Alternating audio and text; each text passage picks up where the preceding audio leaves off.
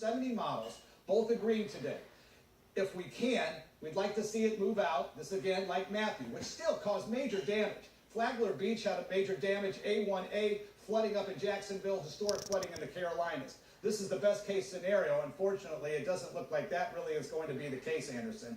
So again, the worst case scenario is what we're looking at right here now. And just before we get to Jose, do you have a sense of the timeline of this in terms of for people who are in Miami, when they're going to start to feel, increased winds and rain, and then when they're really, when they're going to feel them the most? Well, when we look at the storm surge, it's always a great way to at least get an idea of when we're expecting those waves to shove the water in toward the coastline.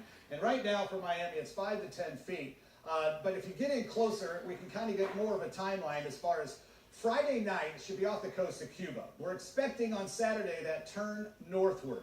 So by Sunday morning, the models put it right off the Keys. Just right off that Sunday early morning, 6 to 8 a.m. in the morning, and then making landfall in the day on Sunday, making its way northward on Monday. Now remember, it could still stay off the coastline, but when it comes to some of the surge events here, notice this is hard to read here, but this is from the National Hurricane Center. North Miami Beach, okay, then you've got North Bay Village and Miami to the south. Everything in blue is 1 to 3 feet of water that's well into the canals. If you drop southward, you get more of a storm surge near the center as it approaches. In this bright orange, this is 6 to 9 feet. That's why I was showing you that water level coming up. I mean, this does major damage. Most people think, oh, it's just the beaches, it's the dunes. It is not. It's well inland. And then still in yellow, you've got significant 3 to 6 foot storm surge moving in that direction even further in. Yeah.